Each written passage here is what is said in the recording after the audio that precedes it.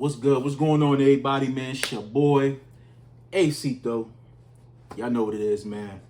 We back with another conversation, man. I want to talk about something, man. So, I really didn't want to touch on this particular topic here, but I'm just, the more I watch interviews and dialogue, I'm just like, I have to get this out, man. I really have to get this out. I want to talk about Troy Ave, right? It's no secret. Troy Ave was involved with a altercation that led to a murder of his best friend, Banger. Rest in peace to Banger. Taxstone, alleged is the person that allegedly, well, I can't say allegedly because he's been found guilty, that brought the gun into the Urban Plaza venue. This was a concert by T.I., who Troy Ave was invited to perform with the likes of Maino and Uncle Murder and other, various, media and celebrities that were in the building. I believe Taxstone was invited by Casanova.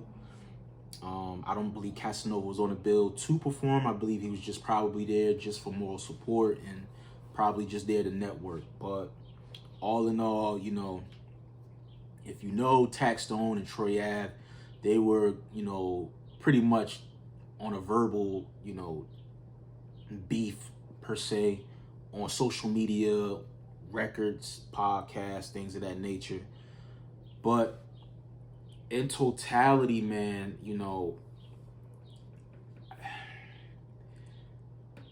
let me say this, right? I like Troy Ave's music, right? Now, his personality per se, I've met Troy Ave before. Let me say this. I've met Troy Ave briefly.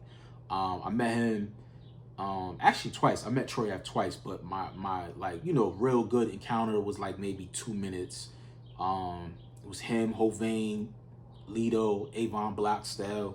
Cool niggas, man. They move accordingly. I even think Banger was there. I can't remember, but I think Banger was there. But he had like a certain like light energy around him that just it kind of just, it said superstar, He made great music, man. I really enjoyed his music. New York City, the album, I really think that album is fire, super fire. Probably one of his best projects, along with Major Without a Deal. One of my favorite records from Troy Ave is Fanango the Bagel. That's me and my man Mills, one of our favorite records. But I want to talk about his personality and the persona that he gives off when he does certain interviews, when he just opens his mouth and talks. And especially when it comes to this topic here and how sensitive it is when somebody close to you lost their life. And not only did they lose their life, but a mother lost a son. A brother lost a brother, a sister lost a brother, a uncle lost a nephew, and you, it's almost like you parading, hater, dear hater, I won, you braggadocious. I'm not here to, call the man a rat or, I'm not, I don't, that part I don't even speak upon because it don't involve me. I'm not a street guy, so I don't have no comment on that. I mean, if I was in his shoes, I would have done the same thing. As far as if somebody, assaulted or, pulled the gun out and killed my friend, I'm gonna grab the gun and return fire and protect myself and whoever else is with me. But I do understand too, it's like, my nigga, you attract the energy you put out. You put out a very braggadocious, which is nothing wrong with, but a very cocky and I can't be touched, persona out there. And it's like, bro, you're gonna get tested. So when you do get tested and you put that energy out there, you can't, I don't want to say cry victim, but you can't just be like on some shock surprise shit that happened. And I just don't agree with, I don't agree with his antics. I don't agree with how he's going on his campaign. Now, as far as the whole Maino shit, I don't blame you. I think it's very corny for him to snatch a chain off the floor from a crime scene.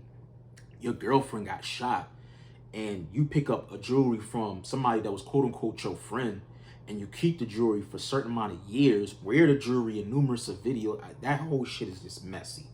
So he's corny for that. So I don't blame Troy Ave for going that Maino and my son. Like, I have no problem with that. I think what really pushed me to do this is I watched the interview he did with Bootleg Kev, and the shit made me sick to my stomach. Like, I literally had to stop watching the interview. You know, there's a segment where he talks about Hovain, and I saw him touch on this on Matt Toffa's podcast, and I didn't like that neither. But this shit here, bro, you out of pocket, man. I'm sorry. I understand you had a relationship with Hovain, but you clearly trying to assassinate this man's character. This man is not here to defend himself. He's not here to even speak on y'all redeeming y'all relationship. If that's the case, that's what happened. You know, certain things transpired. You know, you felt he left you for dead and things of that nature. Cool. You know, you have every entitlement to feel that way. But to diminish the man's character and speak negatively about the man and say, well, I'm speaking nothing but facts. No, my nigga, you're not speaking facts. And even if it is facts, who are you to put that type of information out there on a broad, big platform like that, where everybody could see? Like, you don't care about his kids and how his family is gonna see that depiction of him being a negative light. You know, that may have been a chapter that closed in his life at a period of time. And he, you know, he went on to do things and manage Styles P and Smoke DZA and various of other artists and break other deals and things of that nature, man. So it's like, I just think it's very distasteful, you know, for you to speak on Hovain's death. And I just don't like that, bro. I feel like you headed down the wrong path. You know, I understand you got a certain type of energy around you, you know, with the whole My Son and Maino thing. You know, you got the Window Shopper remake, which is fire. Like I said, Troy Ave makes fire music. I love Troy Ave's music. It's just like when you separate the music from the individual, it's kind of hard, bro, because your character and the way you carry yourself, it just you don't make yourself a likable person. And you probably don't care that I don't like you. You know what I'm saying? This is just my personal opinion. You know, I feel like for somebody to go through what they've gone through, from you damn near almost losing your life, you know, at one moment, then you having another incident with the whole Taxstone thing, you losing your best friend, you know, your whole team dismantles. I'm pretty sure you lost millions of dollars, you know, from the actual incident itself, you know, legal fees and things of that nature. You still, you know, they're saying you might have to go do some time in jail. You would think after all of this, you know, somebody would just, you know, be thankful that they made it out alive, man, and they got another chance at life. And that they probably would, you know something, I'm gonna move a lot better.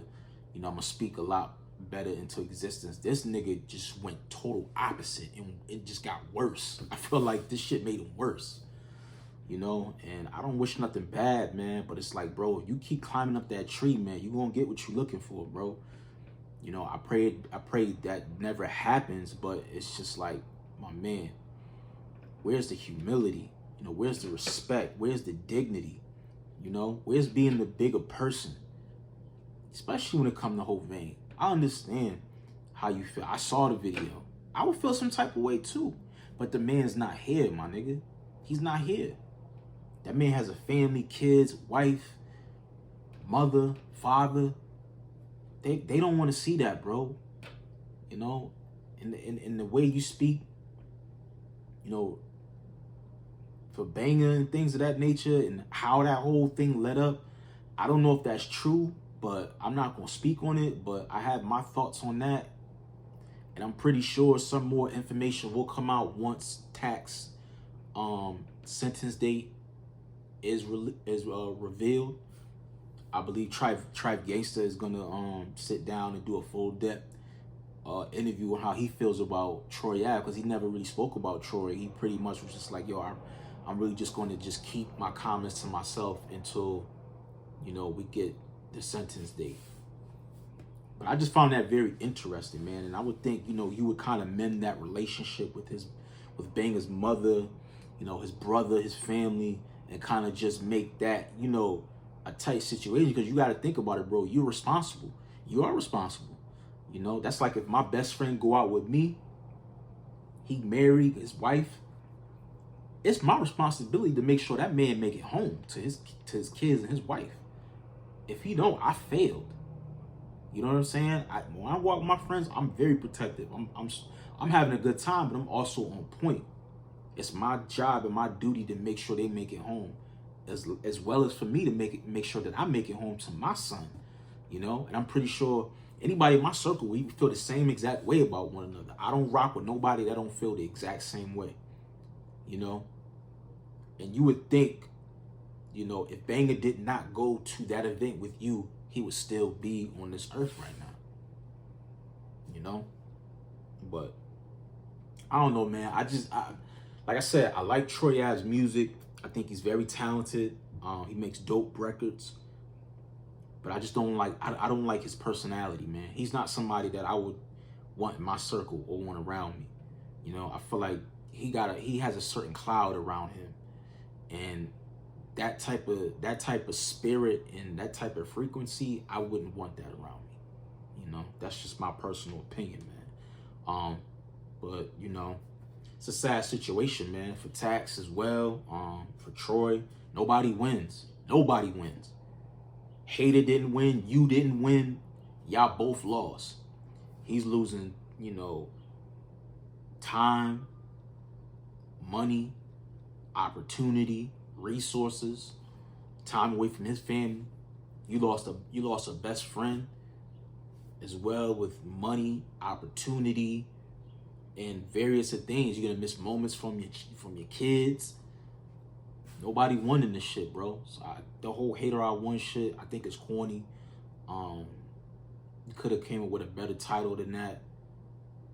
That's just my personal opinion, man. But it's the only time I'm gonna speak on it. I just kind of just wanted to just let this out, man, because it's something that just been lingering on my mind, man. And the Bootleg Kev interview, man, that he did, that kind of was like the final straw. And it's very interesting, man. Like, I don't see Troy Ave doing too many interviews on the East Coast platforms like the Breakfast Club, which you probably know because of Charlamagne and Tax. But, you know, you don't see him on Hot 97, Ebro, or you don't see him any podcasts. You know, I don't see him on Drink Champs, but he did Drink Champs before. But, you know, him and Joe don't got the best relationship. But it's like, you know, the certain networks, Clue, we don't see him. And from what I heard, Whack 100 pretty much had to make a call and pretty much get him platforms on the West Coast because the East Coast won't rock him with him. So I found that very, very interesting. And there's a reason why that's happening. But let me know in the comment section, man, what y'all think about this whole Troy Ave, you know, situation, you know, with the whole Taxstone, his comments about Hovain. How do y'all honestly feel about Troy Ave? How do y'all feel about his music? How do you feel about him as his personality? Do you think he's headed in the right direction or the wrong direction? Talk to me in the comment section. Make sure you guys like, subscribe to the channel. Follow me on all social media platforms, Instagram, Twitter, at Aces Working. Everything will be in the description. I appreciate all the love, man. I'm out of here. Peace.